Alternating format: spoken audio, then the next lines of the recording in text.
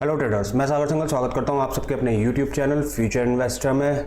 आज हम बात करेंगे स्विंग ट्रेडिंग क्या होती है और लॉन्ग टर्म इन्वेस्टमेंट हम किस तरीके से कर सकते हैं। तो वीडियो में आगे बढ़ते हैं। आगे बढ़ने से पहले वीडियो को लाइक शेयर सब्सक्राइब जरूर करें और वीडियो को पूरा वॉच करना ना भूलें। तो स्विंग ट्रेडिंग क्या होती है? स्विंग ट्रेडिंग होती है हमने कुछ दिन के लिए या कुछ महीनों के लिए हमने कुछ स्टॉक्स बाय कर लिए और प्रॉफिट आया और हमने निकाल दिया।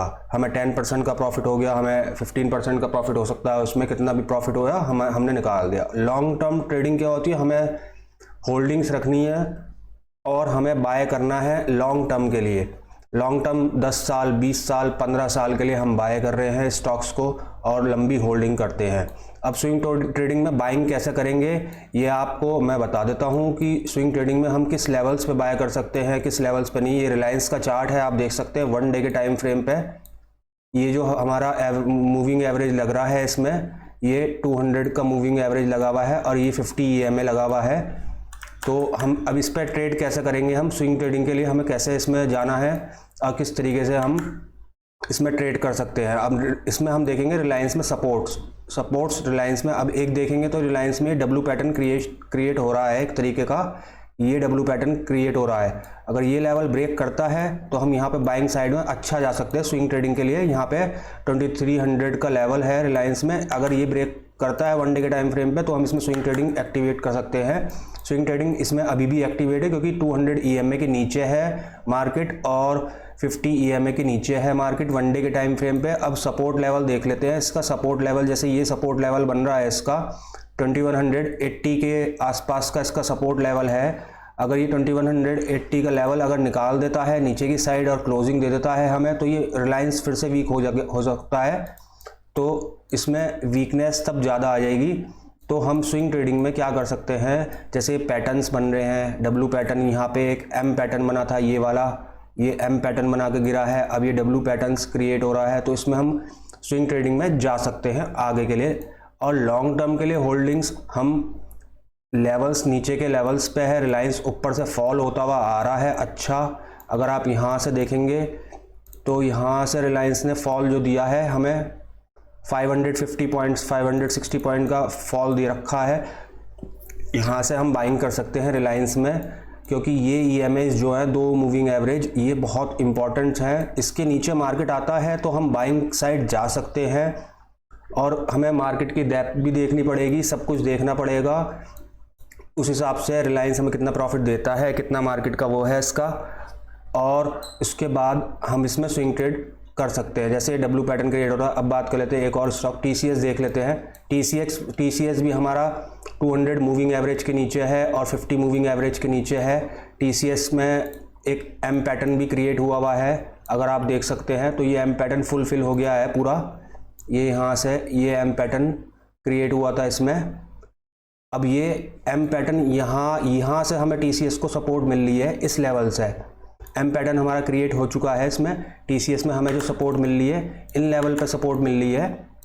ये लेवल जो है हमारा ये वाला लेवल है, इस लेवल से हमें सपोर्ट्स मिल रही है TCS में। तो TCS में भी स्विंग ट्रेड के लिए अगर जाना चाहते हैं तो आप जा सकते हैं स्विंग ट्रेडिंग के लिए। इसमें 5-6 महीने 2 महीने 3 महीने के लिए अगर आप होल्ड करना चाहते हैं किसी स्टॉक को तो इसमें कर सकते हैं। तो हमें चार्ट रीड करना आना चाहिए। उस चार्ट रीड मैं बोल रहा हूँ आपको, चार्ट रीड बहुत ज़्यादा ज़रूरी होता है कि मार्केट को सपोर्ट कहाँ से मिल रहा है, मार्केट का रेजिस्टेंस कौन सा बन रहा है। तब ये देखिए नीचे से रिजेक्शन कैंडल बन गई हैं TCS में भी, 1 2 3 4 रिजेक्शन कैंडल बन रही हैं। इसके बाद ऊपर अगर निकलता है, अगर ये लेवल निकालता है TCS 3200 का, तो हमें अच्छी बाइंग देखने को मिल सकती है TCS में भी। ऊपर की साइड को हम इसमें होल्डिंग्स कर सकते हैं। तो स्विंग ट्रेडिंग ये अब इन्फी है स्टॉक, इन्फी में भी एक एम पैटर्न बन रहा है, इसमें फुल एम पैटर्न क्रिएट हो चुका है और बन गया है 1 डे के टाइम फ्रेम पे। ये देखिए ये एम पैटर्न पूरा इन्फोसिस में भी हमारा बन गया। तो ये हमारा एक सपोर्ट जोन बन गया है, एरिया जो बन गया है ये वाला हमारा एक सपोर्ट एरिया बन गया है हमारे लिए।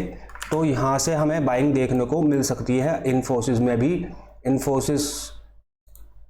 इन्फोसिस में ये वाला जो लेवल है 358 का लेवल जो है यहाँ पे 358.60 का लेवल, ये अगर ब्रेक करता है तो हमें और नीचे के मिलेंगे टारगेट्स कह सकते हैं, या इन्फोसिस और वीक हो सकता है, बट यहाँ से हमें सपोर्ट मिल रही है 2-3 दिन से, और क्योंकि ऊपर के लेवल से गिरता ही आ रहा है इतने दिन से।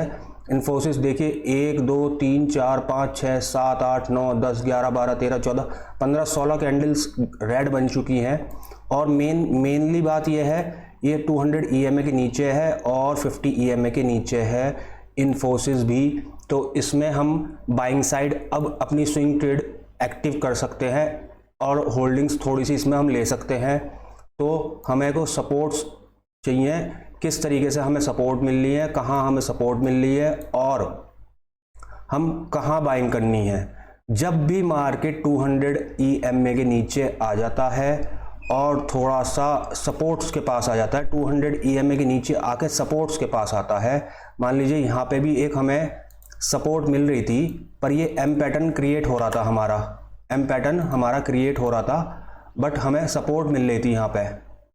ये देखिए ये सपोर्ट का एरिया था इन्फोसिस में, वैसे 200 EMA और 50 EMA के नीचे आ गया था, ये यहाँ तक आ गया था, पर ये सपोर्ट मिल रही थी, पर ये एक एम पैटर्न भी क्रिएट हो रहा था। ये भी बड़ा ज़रूरी होता है देखना मार्केट में कि क्या मार्केट किस तरीके से कौन सा पैटर्न बना रहा है, ये भी बड़ा ज़रूरी होता है। तो हम यहाँ के लेवल्स पे बाय कर सकते थे इसे, बट हम इसलिए नहीं कर रहे क्योंकि यहाँ एम पैटर्न बन रहा है। ये भी बहुत ध्यान से चार्ट को देखना पड़ता है। अब ये सपोर्ट ब्रेक हुई और ये एम पैटर्न क्रिएट हुआ, फिर यहाँ पे आके मार्केट ने वापस यहाँ पे आके सपोर्ट ले लिए अपने इन लेवल्स पे आके सपोर्ट ले लिए। अब हम बाइंग साइड जा सकते हैं इन्फोसिस में। हमें जो टारगेट्स देखने को इसमें ऊपर की साइड बहुत अच्छे हमें टारगेट मिल सकते हैं। स्विंग ट्रेडिंग के लिए बहुत अच्छा इस टाइम इन्फोसिस भी चल रहा है, क्योंकि 200 EMA और 50 EMA के नीचे भी आ गया है। ऐसे रिलायंस में है, ऐसी TCS में है, ऐसी इसमें है। अब विप्रो की देख लेते हैं। आप विप्रो 1 डे के टाइम फ्रेम में देखिए, आप विप्रो का जो 1 मंथ का मैं एक बार आपको चार्ट दिखाता हूँ विप्रो में। ये विप्रो का 1 मंथ का चार्ट है। 1 मंथ में देखिए विप्रो किस तरीके से गिर रहा है, पूरा फॉल हुआ जा रहा है, हर महीने फॉल हो रहा है। मैं सपोर्ट जो मेरे को मिलेगी, इसको जो मिलेगी अब सपोर्ट 1 मंथ के हिसाब से 300 के लेवल्स पे सपोर्ट मिलेगी। अगर ये 300 के लेवल्स तक आता है, उसके बाद इसमें बाइंग साइड हम क्रिएट कर सकते हैं स्विंग ट्रेडिंग के लिए, विप्रो हम बाइंग साइड के लिए। बट ये अभी नीचे EMA के नीचे है, 200 EMA के भी बहुत नीचे है। कुछ क्वांटिटी आप अभी भी ले सकते हैं इसमें, और कुछ क्वांटिटी आप 300 के लेवल्स पे भी बाइंग कर सकते हैं इसमें विप्रो में भी। रिलायंस का भी मैंने आपको बता ही दिया है, रिलायंस का भी वही सीन चल रहा है कि रिलायंस भी अभी डाउनफॉल में है, तो डाउनफॉल में है। बट ये स्विंग ट्रेडिंग के लिए टाइम अच्छा है। एक W पैटर्न भी क्रिएट हो रहा है रिलायंस में, अगर इस लेवल को ब्रेक करता है 2300 के ऊपर, तो स्विंग ट्रेडिंग सिर्फ ये होती है कि हम कोई स्टॉक बाय करते हैं कुछ दिनों के लिए या कुछ मंथ्स के लिए, वो कहलाती है स्विंग ट्रेडिंग। और होल्डिंग्स और लॉन्ग टर्म ट्रेडिंग इन्वेस्टमेंट कहलाती है, जो हम लॉन्ग टर्म के लिए बाय करते हैं, 10 ईयर्स 15 ईयर्स 20 ईयर्स के लिए बाय करते हैं, वो हमारी लॉन्ग टर्म ट्रेडिंग कहलाती है।